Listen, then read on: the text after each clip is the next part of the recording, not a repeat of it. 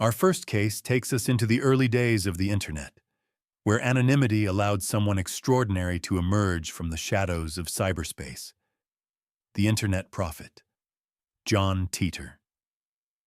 In November 2000, message boards across the Internet began buzzing about a mysterious user posting under various names before settling on John Titor. His claims seemed absurd at first. He insisted he was a soldier from the year 2036, sent back through time on a critical mission to retrieve specific computer technology from the past. What separated Titor from countless Internet hoaxers wasn't just his elaborate backstory, but the unprecedented level of technical detail he provided about his alleged time travel methods. He posted intricate diagrams of what he called a C204 time displacement unit, complete with precise specifications, operating procedures, and theoretical explanations that demonstrated a sophisticated understanding of advanced physics concepts that most Internet users had never encountered. The device, according to Titor, was installed in a 1987 Chevrolet Suburban and operated using dual rotating singularities that created a controlled gravitational field. His descriptions included complex mathematical formulas explaining temporal mechanics, discussions of Everett-Wheeler quantum theory, and detailed explanations of how his machine navigated between parallel world lines to avoid temporal paradoxes. But Titor's technical knowledge extended far beyond theoretical physics. He demonstrated intimate familiarity with computer systems, military protocols, and historical events that wouldn't occur for years after his posts. His mission, he claimed, was to acquire an IBM 5100 computer from 1975, a machine that possessed unique debugging capabilities essential for preventing a catastrophic computer failure in his timeline. The IBM 5100 detail proved particularly compelling when researchers discovered that this specific computer model did indeed possess hidden features that IBM had never publicly documented. The machine could read and debug legacy programming languages that were crucial for maintaining older computer systems, exactly as Titor had described. This information was known only to a handful of IBM engineers and had never been discussed publicly before Titor's revelations. Throughout 2000 and early 2001, Titor engaged in extensive discussions with forum users, answering hundreds of questions about future technology, political events, and scientific developments. His responses demonstrated consistent internal logic and revealed knowledge that seemed impossible for someone living in the early 2000s to possess. He described a future where pocket-sized computers would be ubiquitous, where global communication networks would reshape human interaction, and where scientific experiments at CERN would create microscopic black holes. At the time, these predictions seemed fantastical. Personal computers were bulky desktop machines, social media didn't exist, and CERN's Large Hadron Collider was still in planning stages. Most ominously, Titor warned of a devastating terrorist attack that would fundamentally alter American society, leading to increased government surveillance, civil liberties restrictions, and eventual civil conflict. He described this attack as involving the destruction of major buildings in an American city, perpetrated by foreign operatives who had been planning the operation for years. His predictions extended beyond immediate events to include detailed descriptions of technological developments that wouldn't emerge for decades. He spoke of handheld devices that would function as phones, cameras, computers, and entertainment systems simultaneously. He described worldwide information networks that would allow instant communication between individuals anywhere on Earth. He predicted the development of electric vehicles, renewable energy systems, and biotechnology applications that seemed like pure fantasy in 2000. Titor's knowledge of military procedures and classified government operations raised additional questions about his true identity. He demonstrated familiarity with special operations protocols, military equipment specifications, and intelligence-gathering methods that suggested either extensive military training or access to classified information that civilian researchers couldn't possibly obtain. The technical sophistication of his time travel explanations impressed even skeptical physicists who examined his posts. While his theories remained unproven, they demonstrated understanding of advanced concepts in quantum mechanics, general relativity, and theoretical physics that would typically require years of graduate-level study to master. Perhaps most intriguingly, Titer claimed that his timeline differed from ours in subtle but important ways, explaining why his predictions might not manifest exactly as he described. This concept of parallel world lines provided a convenient explanation for any discrepancies between his forecasts and actual events, but it also reflected genuine theoretical frameworks that quantum physicists use to understand the nature of reality. His posts revealed intimate knowledge of historical events, cultural references, and technological developments that spanned decades of human history. When questioned about specific details from various time periods, his responses demonstrated the kind of comprehensive understanding that typically comes only from direct experience or exhaustive historical research. The depth of Titer's knowledge extended to seemingly mundane details that proved remarkably accurate. He described how future technology would integrate into daily life, how social institutions would adapt to changing circumstances, and how human behavior would evolve in response to new capabilities. These observations revealed sophisticated understanding of social dynamics and technological adoption patterns that few futurists had anticipated. In March 2001, after months of increasingly detailed discussions about temporal mechanics, future history, and the implications of time travel, John Titer posted his final message. He announced his departure from our timeline, thanked the community for their engagement, and warned that his mission was complete. Then he vanished from the internet as mysteriously as he had appeared. The aftermath of Titer's disappearance only deepened the mystery surrounding his identity and claims. Forensic investigations into Titer's digital footprints yielded disturbing results. Computer specialists attempting to trace his IP addresses found routing patterns that defied conventional networking protocols. His messages appeared to originate from multiple geographic locations simultaneously, a technical impossibility given internet infrastructure in 2000. Some posts registered timestamps that preceded their actual appearance online by several minutes, suggesting his communications were somehow arriving from outside normal temporal flow. More troubling were the subtle changes researchers discovered in archived versions of his posts. Messages that originally contained specific dates and predictions were found altered in cached versions, as if the information was being retroactively modified to match unfolding events. These alterations appeared in systems that had been offline since before his original posts, suggesting modifications that transcended normal data storage limitations. The Chronovisor Conspiracy. The Vatican's Time Window.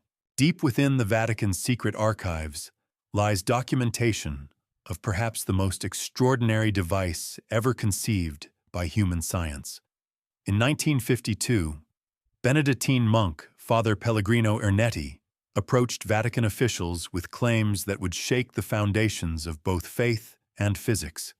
He announced that working alongside Nobel laureate Enrico Fermi and quantum physics pioneer Werner Heisenberg, he had successfully constructed a machine capable of observing events from any point in human history. The Chronovisor, as Ernetti named his creation, operated on principles that challenged fundamental assumptions about the nature of time and electromagnetic radiation. According to Ernetti's technical documentation, every human action throughout history leaves behind electromagnetic echoes that continue reverberating through space. His device functioned as an impossibly sensitive receiver, capable of detecting and reconstructing these temporal emissions into coherent visual and audio recordings. The machine consisted of three primary components that worked in perfect synchronization. The first was a massive antenna array designed to capture electromagnetic radiation across frequencies that conventional equipment couldn't detect. The second component was a processing system that decoded these signals and reconstructed them into recognizable images and sounds. The third element was the most mysterious, described only as a temporal focusing mechanism that allowed operators to select specific time periods and locations for observation. Vatican records indicate that the chronovisor's first successful demonstration occurred on May 15, 1952, when Ernetti and his team observed the eruption of Mount Vesuvius in 79 AD. The device produced crystal-clear footage of the volcanic explosion, complete with audio recordings of screaming victims and environmental sounds that matched geological evidence about the disaster's progression. Witnesses described viewing the destruction of Pompeii in real time, watching as citizens fled through streets that archaeologists would excavate centuries later. But Ernetti's most controversial claim involved using the chronovisor to observe religious events that formed the foundation of Christian faith. He announced that the device had successfully recorded the crucifixion of Jesus Christ, providing visual documentation of the most significant moment in religious history. The resulting photograph, showing a bearded figure on a wooden cross, became one of the most scrutinized images in religious scholarship. The implications were staggering. If authentic, the chronovisor represented not merely a technological breakthrough, but a fundamental revolution in human understanding of history, religion, and reality itself. Every historical mystery could potentially be solved, every ancient civilization observed directly, every religious claim verified or debunked through direct observation. Ernetti's credibility was enhanced by the caliber of scientists allegedly involved in the project. Enrico Fermi, architect of the first nuclear reactor and father of atomic physics, possessed the theoretical knowledge necessary to understand electromagnetic radiation at quantum levels. Werner Heisenberg, developer of the uncertainty principle and pioneer of quantum mechanics, understood the probabilistic nature of reality that might make temporal observation possible. The monk demonstrated remarkable knowledge of advanced physics concepts that extended far beyond typical religious education. His explanations of temporal mechanics, electromagnetic theory, and quantum field dynamics impressed even skeptical scientists who examined his work. He described how the chronovisor accessed what he called residual temporal radiation, energy signatures that remained embedded in the fabric of spacetime long after events occurred.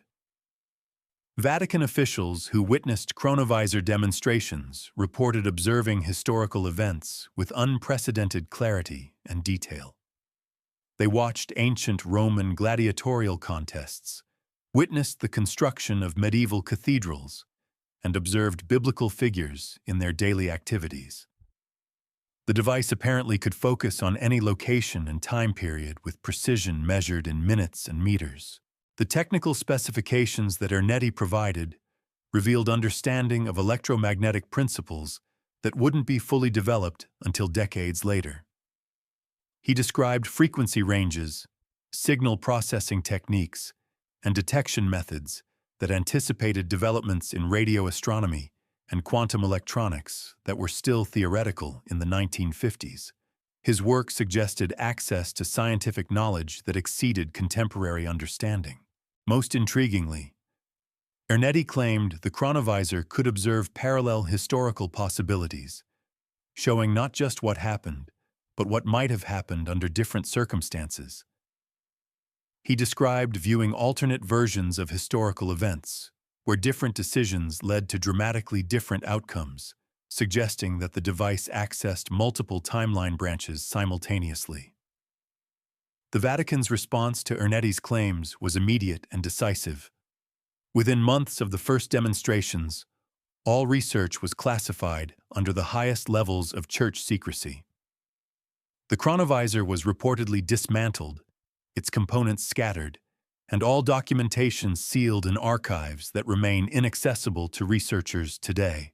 Church officials announced that the device posed unacceptable risks to religious faith and social stability. If humanity could observe any historical event directly, the foundations of religious belief would be fundamentally altered. Sacred texts could be verified or contradicted. Religious leaders could be observed in private moments, and the entire structure of faith-based spirituality would collapse under the weight of empirical observation. In 1972, Ernetti published a partial retraction, claiming that the famous photograph of Christ's crucifixion was a fabrication created to satisfy public curiosity. However, he maintained that the chronovisor itself was genuine, and that he had indeed observed numerous historical events through its lens. His retraction seemed carefully worded to protect the Vatican while preserving the core claims about temporal observation technology. Independent researchers attempting to verify Ernetti's claims have encountered systematic obstruction from Vatican authorities. Requests for access to relevant archives are denied, witnesses refuse interviews, and technical documentation remains classified under religious privilege. The Church's behavior suggests either elaborate deception or genuine concern about protecting dangerous knowledge from public access. The few leaked documents that have emerged describe technical specifications that demonstrate sophisticated understanding of theoretical physics.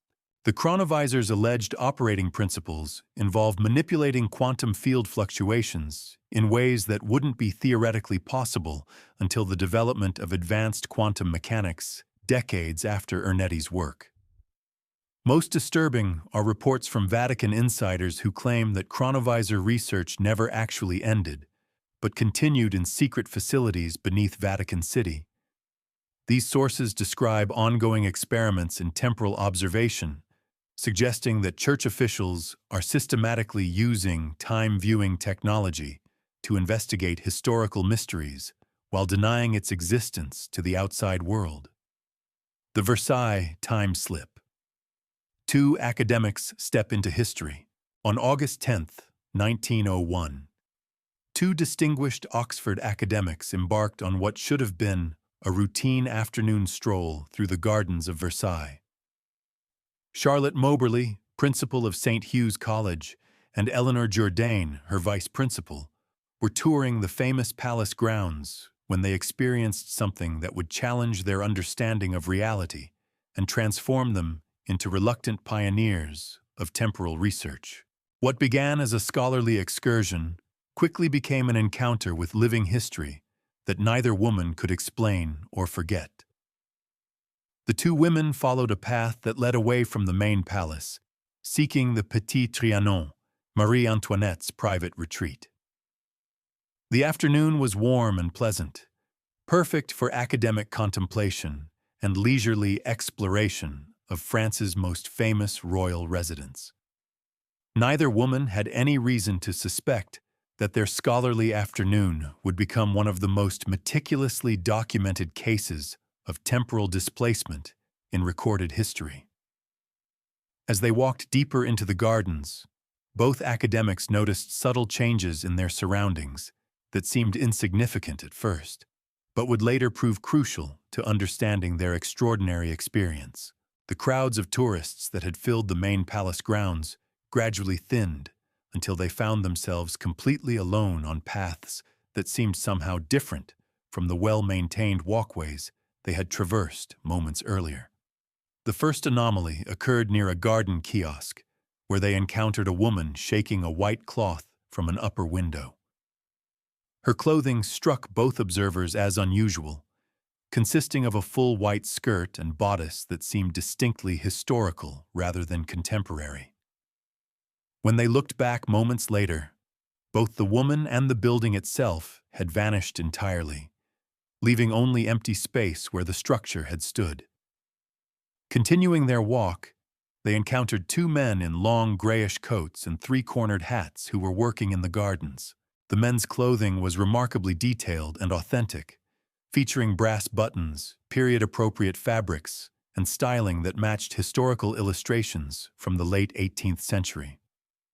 When Moberly attempted to ask directions, one of the men responded in archaic French dialect, pointing toward a path with an expression of vague hostility that seemed oddly out of place for palace groundskeepers. The atmosphere around them began to feel oppressive and dreamlike, as if they were moving through thick air that muffled sound and distorted perception. Colors appeared muted and strange, shadows fell at impossible angles, and the very quality of light seemed different from normal afternoon sunshine. Both women later described feeling as though they were walking through a living photograph or moving painting, rather than actual physical space. Their most extraordinary encounter occurred near a small building where they observed a woman sitting on the grass, sketching in the gardens. She wore an elaborate white dress with a large hat and appeared to be of aristocratic bearing, sketching with the practiced ease of someone accustomed to leisure and artistic pursuits. Her clothing was incredibly detailed, featuring intricate lacework, ribbons, and styling that perfectly matched portraits of Marie Antoinette from the 1780s.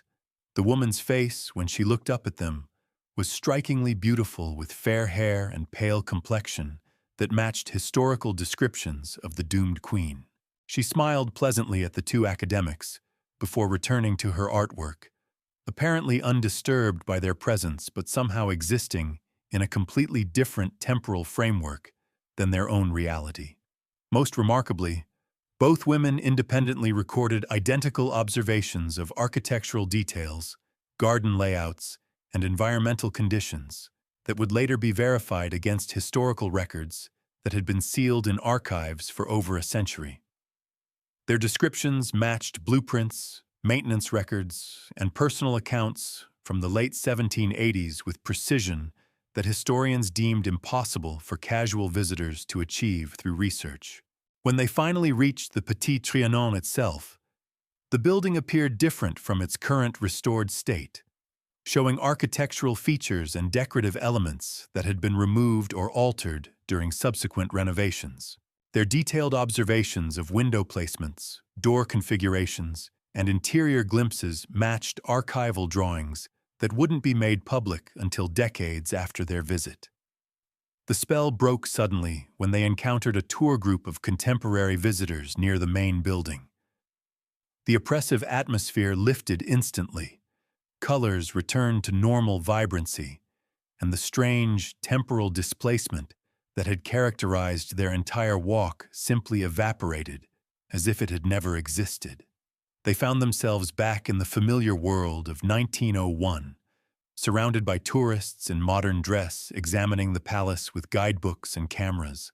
Both women initially dismissed their experience as an unusual but explainable afternoon, perhaps influenced by the historical atmosphere of Versailles and their own scholarly immersion in French history. However, as they compared notes and attempted to rationalize their observations, they realized that their shared memories contained details that couldn't be explained through normal historical knowledge or psychological suggestion.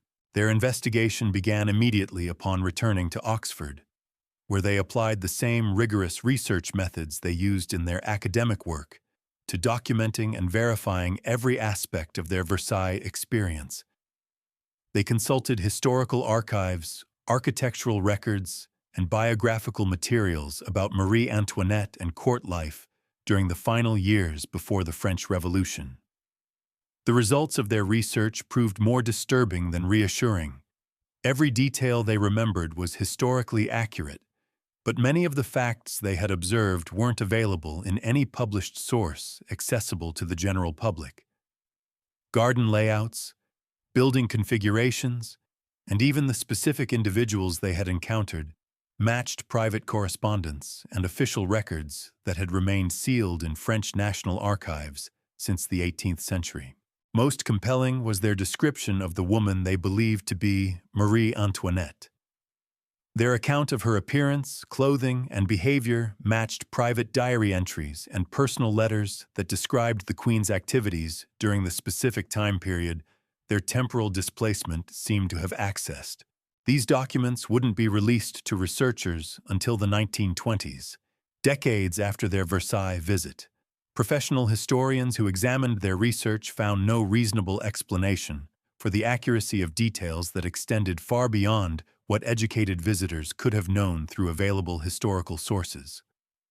The precision of their observations suggested either impossibly thorough preparation for an elaborate hoax or genuine access to information that existed only in the past itself. Independent verification came from multiple sources that confirmed the authenticity of architectural and environmental details the women described. French archivists confirmed that building configurations, garden plantings, and even weather records from the 1780s matched their memories with startling precision. Their descriptions revealed knowledge of Versailles as it existed before renovations, expansions, and historical changes that had altered its appearance over the preceding century. The Philadelphia sailor, Carl Allen, and the USS Eldridge. In 1943, the United States Navy was desperately seeking technological advantages that could turn the tide of World War II. German U-boats were decimating Allied shipping, radar technology was advancing rapidly, and the race for military superiority had reached unprecedented levels of urgency and secrecy. Within this context of wartime innovation and classified experimentation, an event occurred that would challenge our understanding of physics, reality, and the military's willingness to manipulate forces beyond human comprehension. The official story maintains that no such experiment ever took place, that the USS Eldridge was never involved in electromagnetic field research, and that claims of naval invisibility experiments are pure fiction. However, witness testimony, documentary evidence, and the systematic suppression of information surrounding the incident suggest a far more complex and disturbing truth about what transpired in the Philadelphia Naval Shipyard on that October afternoon. Carl Allen, a merchant marine sailor stationed aboard the SS Andrew Furuseth, claimed to have observed the entire Philadelphia experiment from his ship's position in nearby waters. His account, detailed in a series of letters to researcher Morris Jessup, described witnessing the USS Eldridge surrounded by an intense electromagnetic field that caused the destroyer to vanish completely from visual and radar detection before reappearing in a condition that defied all known laws of physics. Allen's technical knowledge of naval operations, electromagnetic theory, and military protocols impressed researchers who examined his claims. His descriptions included specific details about radar frequencies, field generation equipment, and naval procedures that suggested either extensive military experience or direct observation of classified operations that civilian researchers couldn't possibly access through conventional sources. The experiment, according to Allen's testimony, was designed to achieve radar invisibility by surrounding the ship with powerful electromagnetic fields that would bend radar waves around the vessel's hull. The theoretical foundation involved manipulating electromagnetic radiation in ways that would make the ship undetectable to enemy radar systems, providing crucial tactical advantages in submarine-infested waters. However, the electromagnetic field generators produced effects that exceeded their designers' wildest expectations. Instead of merely bending radar waves, the field appeared to manipulate the fundamental structure of space-time around the vessel, causing it to phase out of normal reality entirely. Witnesses described seeing the ship become translucent before disappearing completely, leaving only a water-shaped indentation where it had been moored moments before. The disappearance lasted approximately 4 minutes, during which time the USS Eldridge reportedly materialized at the Norfolk Naval Station in Virginia, over 200 miles away. Radar operators at Norfolk confirmed detecting an unknown vessel that appeared suddenly on their screens before vanishing again without explanation. The ship's brief appearance in Virginia waters was witnessed by multiple naval personnel who described seeing a destroyer that shouldn't have been anywhere near their facility. When the USS Eldridge reappeared in Philadelphia, the crew was found in various states of physical and psychological distress that suggested exposure to forces that human beings were never meant to experience. Some sailors were discovered partially fused with the ship's metal structure, their bodies somehow integrated with steel bulkheads and deck plates in ways that violated every known principle of biology and physics. Other crew members had become invisible and couldn't reverse the effect, remaining transparent for hours or even days after the experiment concluded. These individuals could be heard speaking and moving around the ship, but they couldn't be seen or physically contacted by their shipmates. The psychological trauma of existing in a state of forced invisibility drove several sailors to complete mental breakdown. Most disturbing were reports of temporal displacement affecting crew members who seemed to exist partially outside normal time flow. Some sailors aged rapidly during the hours following the experiment, while others appeared to move in slow motion relative to the normal world around them. These temporal effects suggested that the electromagnetic field had disrupted not just spatial coordinates, but the fundamental relationship between matter and time itself. Military medical personnel who examined the affected crew members found physiological changes that couldn't be explained through conventional medical knowledge. Blood chemistry alterations, cellular damage patterns, and neurological symptoms suggested exposure to radiation or energy fields that were completely unknown to 1940s science. The severity of injuries indicated that the human body simply wasn't equipped to survive the forces generated during electromagnetic field manipulation. The Navy's response to the Philadelphia experiment was immediate and comprehensive. All crew members were transferred to different assignments, sworn to secrecy under threat of court-martial, and subjected to extensive debriefing sessions designed to ensure their silence about the incident. Official records of the experiment were classified at the highest levels of military secrecy and removed from standard naval archives. Independent researchers attempting to investigate the Philadelphia experiment have encountered systematic obstruction from military authorities. Ship logs from the relevant time period remain missing or heavily redacted, personnel records have been sealed or destroyed, and witnesses have been intimidated into maintaining their silence about events they observed during the war. The technical specifications that Allen provided about the electromagnetic field generators demonstrated understanding of advanced physics concepts that weren't widely known in the 1940s. His descriptions of field strength calculations, resonance frequencies, and power requirements suggested access to classified research that only a handful of military scientists possessed during the war years. Most compelling is the consistency of Allen's account across decades of interviews and correspondence. Despite intensive scrutiny from researchers, military investigators, and skeptical journalists, his story remained remarkably stable and detailed. The technical accuracy of his descriptions and the precision of his timeline have impressed even critics who remain skeptical about the experiment's more extraordinary claims. The disappearance of crucial evidence surrounding the Philadelphia experiment follows patterns typical of military cover-ups involving classified research programs. The systematic removal of documentation, the transfer of witnesses to remote assignments, and the classification of related materials under national security orders suggest that something significant occurred, that military authorities preferred to keep hidden from public scrutiny. Modern theoretical physics has developed concepts that make the Philadelphia experiment's alleged effects seem less impossible than they appeared in the 1940s.